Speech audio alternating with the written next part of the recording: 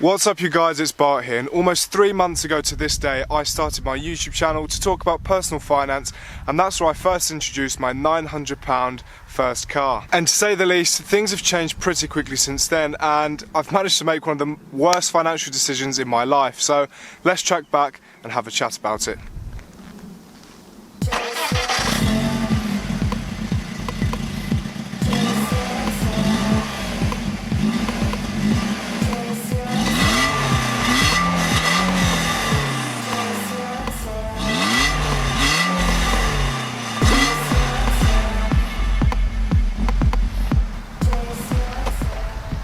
So understandably, a lot of you will be confused, seeing that I started this channel to speak about being frugal and financially responsible, but I hate to break it to you, I'm just at the start of this financial literacy journey too, and I'm bound to make mistakes along the way, and I'll be honest, this was most certainly one of them. As you can imagine, I'm kicking myself for doing what I did, and I'm seriously finding it hard to find ways to justify it or to make myself feel better about it, apart from making some good memories in the car and asking you to smash the like button for the YouTube algorithm to make the pain go away. By doing that, you'll remind me to stay focused on my finances, and it will inspire me to keep making this content instead of going out and spending my money stupidly. Think of it this way, 30 likes will be 30 reminders for me to get a grip and just keep making these finance videos to remind myself to not make these stupid decisions. Anyway, with that being said, let's jump into the costs involved with buying this car, starting off with insurance. So I'm 17 years old, I live in the southeast, and I got my licence in October 2020, meaning that I'd been driving for about 4 to 5 months at the time of buying the car. Now let's be honest, I shouldn't really be driving this car, but somehow I still managed to get insured, even at my age, but it did cost me a pretty penny.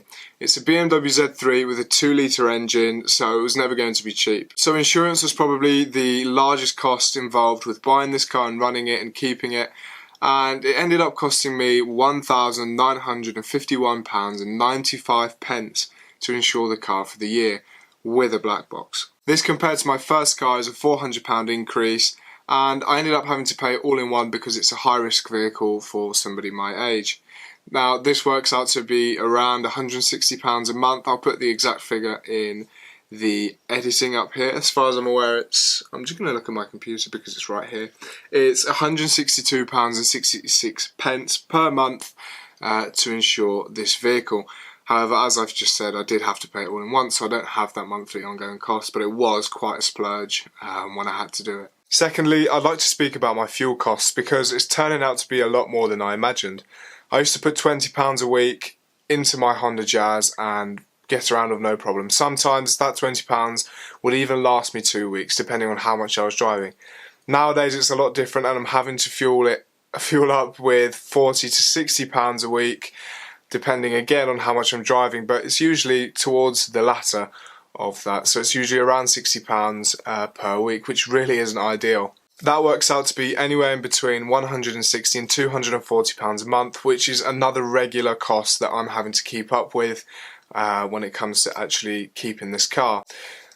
And I know you guys might not think that the insurance counts at this point, but having to pay that big chunk up front was quite a big commitment for me anyway, so I'm going to keep it on a monthly spread anyway, wherever the adding up will be, just so we have a rough idea of how much it costs me to run this car on a monthly basis, and obviously we'll get on to how much the car itself cost a bit later on in the video. But before we do that, let's talk about maintenance and tax. Now, I've already had some pretty negative experiences with this car.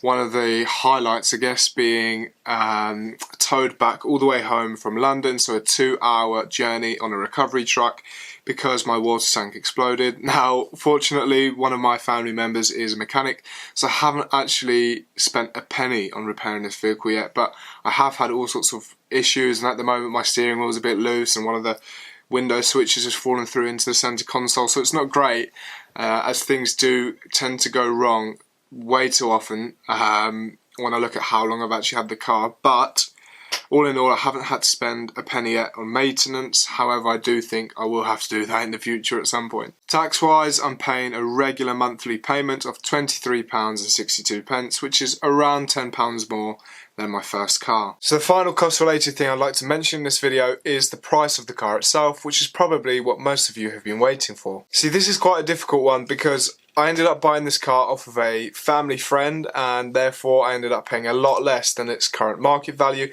which in some ways is what convinced me to buy this car in the first place, because I'm able to resell it for more than I bought it for. I paid £1,650 for the car, but its current market value is probably around £2,500 to £3,000. So the resale value of the vehicle is obviously a lot higher than what I paid for it initially. So there we go. When looking at purchase and resale value, the deal itself wasn't too bad, but when it comes to running costs, compared to my first car, it's a complete nightmare, especially when we look at opportunity cost. If I'd put the same money into the S&P 500 back in February, instead of spending it on this car, I would have made an 11% return, instead of losing all of my money instead. That being said, all I ask today is for you to smash the like button so that I can wake up and stay on track with my finances. For those that are still here, thank you ever so much for watching, and please consider subscribing, as I have some very exciting content coming up which will really change the dynamic of this channel in the future. So if you're interested in that, subscribe, turn those notifications on, and as usual, I'll see you next time.